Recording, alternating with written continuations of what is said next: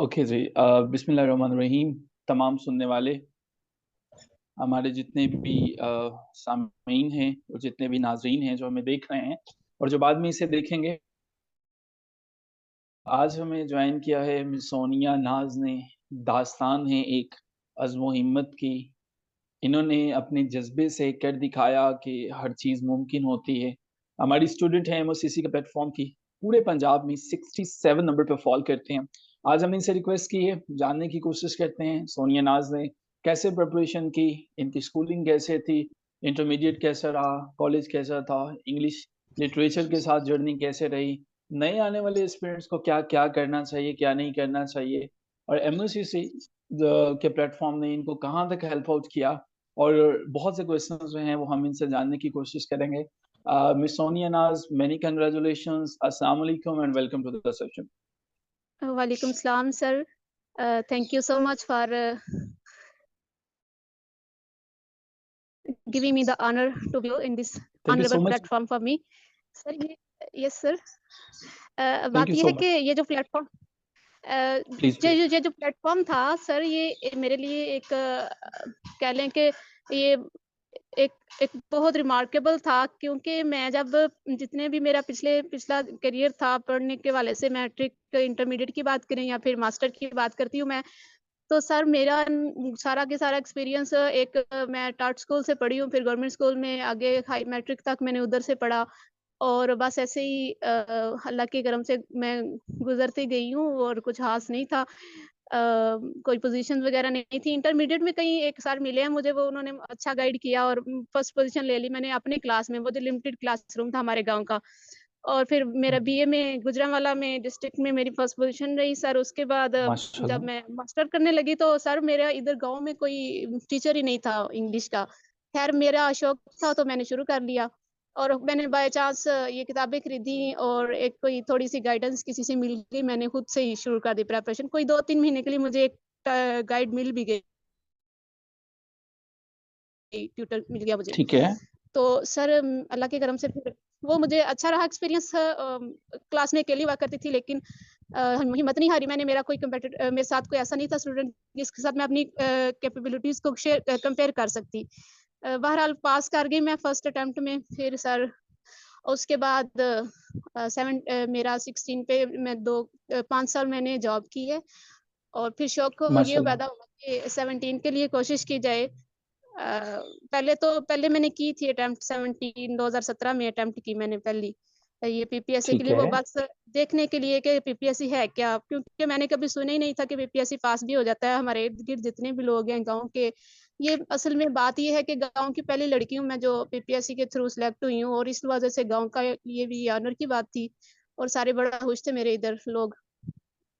अल्हम्दुलिल्लाह, अल्हम्दुलिल्लाह। और मिस सोनिया नाज़ साहिबा, बहुत दास्तान जो हैं वो आपकी मैं देख रहा हूँ कि बहुत से स्टूडेंट्स जो जब सुनेंगे और जब उन्हें ये पता चलेगा कि मिस सोनिया नाज़ जो हैं, ये कहा जाता है कि कमीशन के एग्ज़ाम्स को वही पास कर पाते हैं कि जिनकी स्कूलिंग बड़ी ज़बरदस्त होती है। सारी की सारी चीज़ें जो हैं वो ऐसी होती हैं, लेकिन आपने बताया कि गवर्नमेंट स्कूल से आपने अपनी तालीम को मुकम्मल किया। शुरू की जो चीज़ें हैं वहाँ से आपने मुकम्मल की।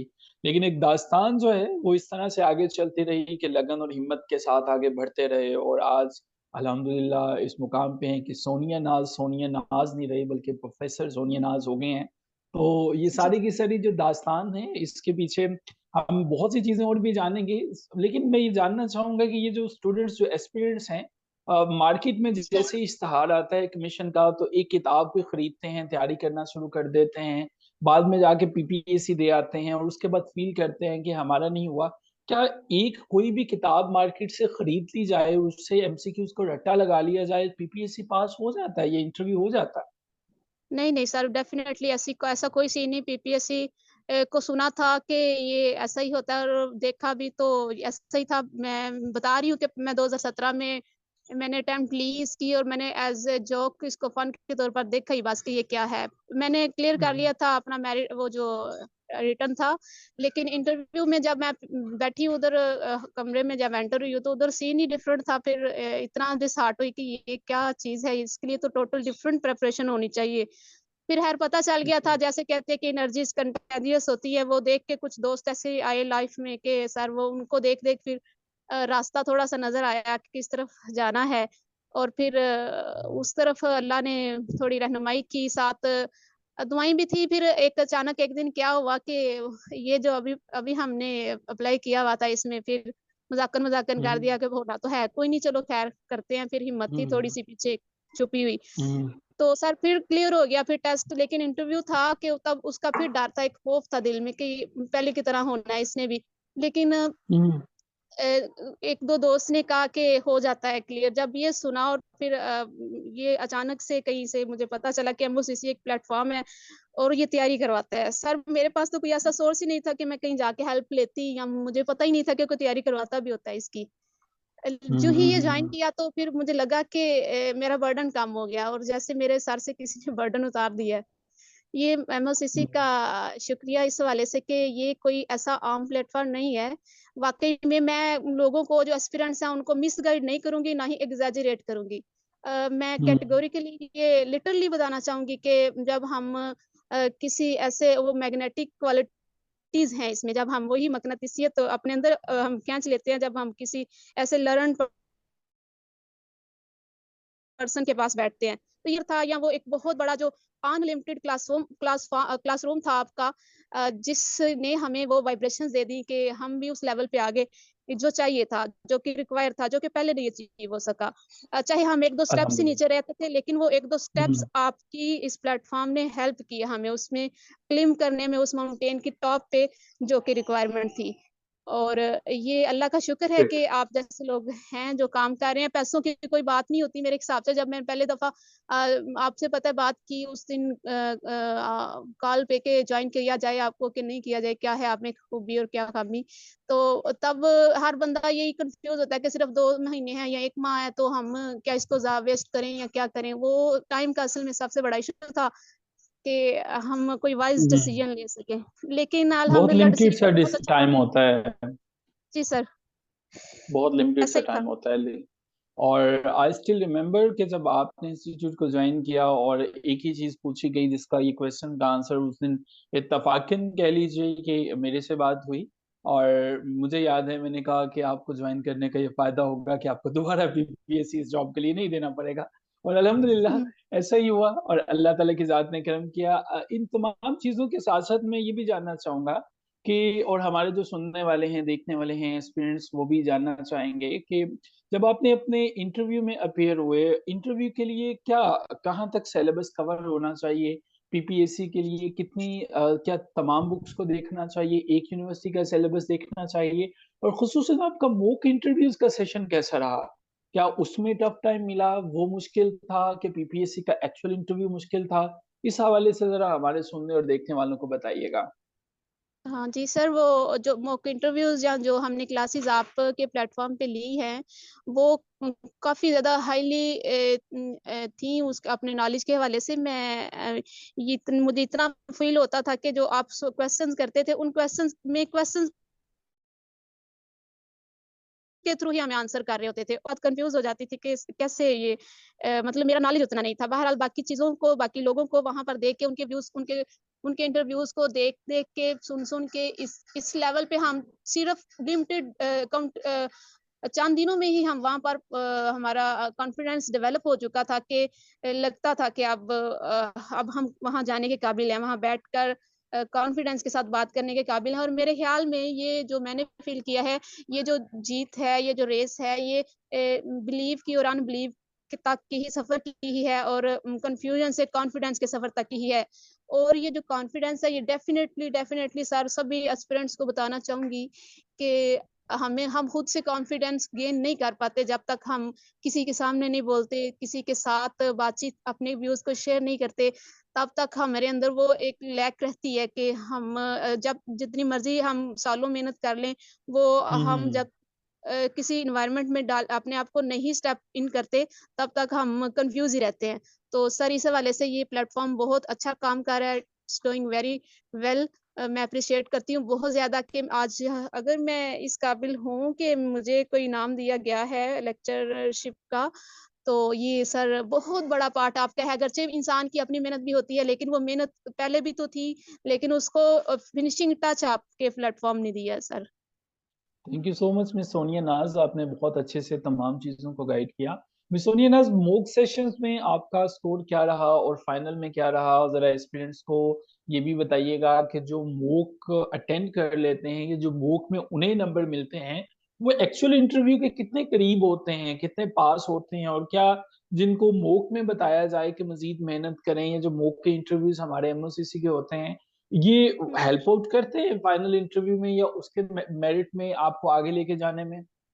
सर श्योर सर ऐसा है कि मैं इस बात के लिए बहुत ज़्यादा इस बात को सपोर्ट कर रही हूँ। पहले भी मैंने यही कहा है कि ये जो था ना आपका प्लेटफ़ॉर्म ये एक क्राइटेरियन था।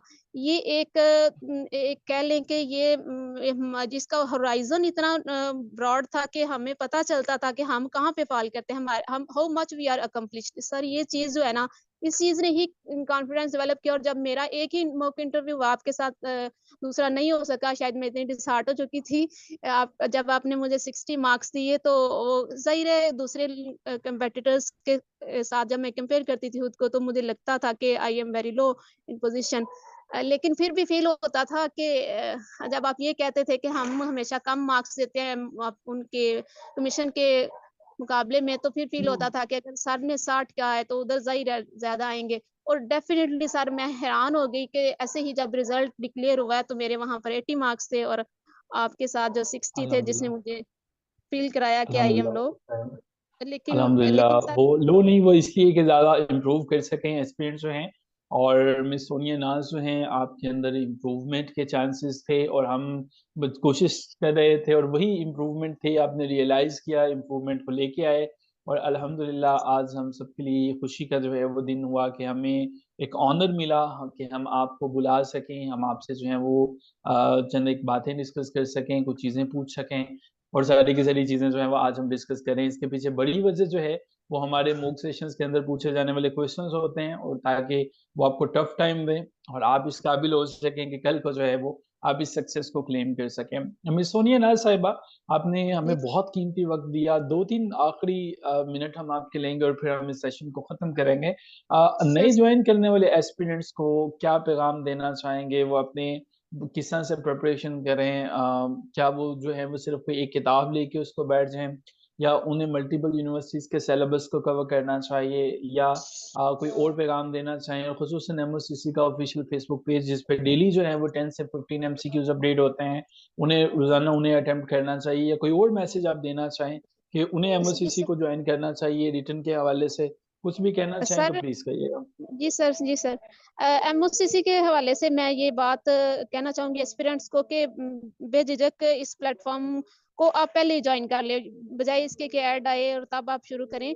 पहले जॉइन करने का फ़ायदा ये है कि आपको बहुत ज़्यादा चीज़ें जो ये प्लेटफ़ॉर्म प्रोवाइड कर रहा है, वो टाइम आपके अंदर आपकी एक्सेस में आ जाती हैं और आप उनको अच्छे से ग्रिप कर लेते हो। और ये जो एमएससीसी है सर डेफ़िनिटली मैंने चूँकि आपसे नई वो टेस्ट के लिए रिटन टेस्ट के लिए प्रिपरेशन की थी, लेकिन फिर भी मुझे कुछ पता चला था आपके इस प्लेटफ़ॉर्म के थ्रू और बाकी जितने भी सोर्सेज़ हैं आपके, कि बहुत डीपली आपके नॉलेज की चीज़ें थी वहाँ पर जो कि हम कॉमन मार्केट की बुक्स से हमें नहीं मिलती या ना ही हमें सिलेबस में वो अवेलेबल होती हैं।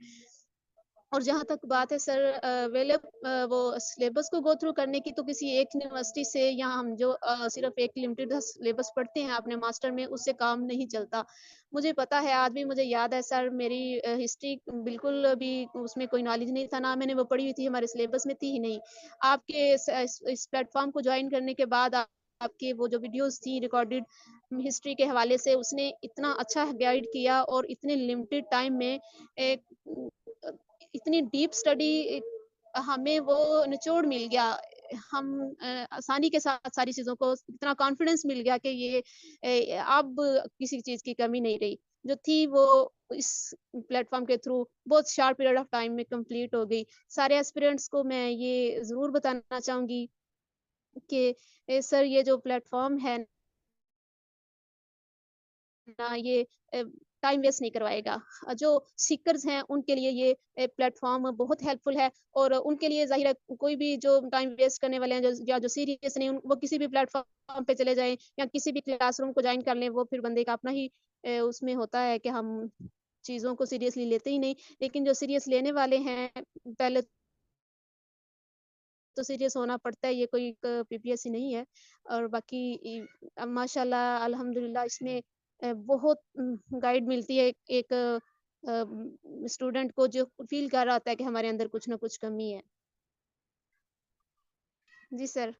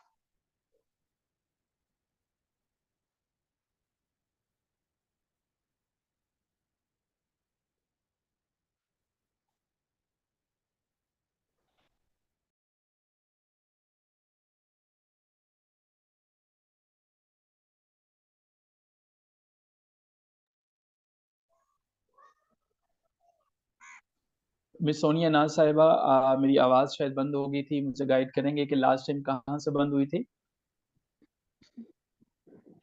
सर आपने पूछा है मुझसे कि मैं क्या ओके। पैगाम देना चाहूँगी एस्पिरेंट्स को? यहाँ थैंक यू से। So much. आपका मैसेज जो है वो हमने लिया, हमने तमाम चीज़ों को नोट किया। मिस सोनिया नाज़ साहिबा, आपने आने वाले एस्पिरेंट्स को बहुत ढंग से तमाम चीज़ों को बताया। आपने बहुत सी चीज़ें जो हैं वो बयान की। अल्लाह ताला की ज़ात आपको, आपके पेरेंट्स को अपने हिफ्ज़ ईमान में रखे। एमओसीसी ने हर मुमकिन कोशिश की और आपका बेहद शुक्रिया कि आज आपने टाइम निकाला, टाइम मैनेज किया और उसके बाद आपने हमें टाइम दिया और हमें यकीन है कि नेक्स्ट टाइम जब असिस्टेंट प्रोफेसर के लिए बीपीएस 18 में आप जाएँगे, तभी आप हमें ज़रूर जॉइन करेंगे ताकि हम 18 से ऑनवर्ड्स भी आपके लिए रास्ते हमवार कर सकें। बहुत शुक्रिया सर, बहुत शुक्रिया। आप थैंक यू। ख्याल रखिएगा, हैव अ गुड डे, खुदा हाफ़िज़। सुनने खुदा वाले और देखने वाले जो हैं, अगर मिस सोनिया नाज़ से कोई क्वेश्चन करना चाहें, तो कमेंट बॉक्स में सोनिया नाज़ हैशटैग के साथ लिखिएगा। हमारी टीम आपका क्वेश्चन मिस सोनिया को फॉरवर्ड कर देंगे।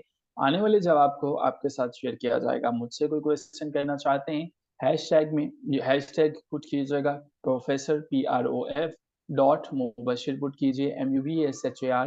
अपना क्वेश्चन पुट कीजिए, आपके क्वेश्चन को मैं खुद आंसर करूँगा। Thank you so much miss Sonia Naz और तमाम थैंक देखने यू। वालों का। अपना बहुत सा ख्याल रखिए। खुदा हाफ़िज़।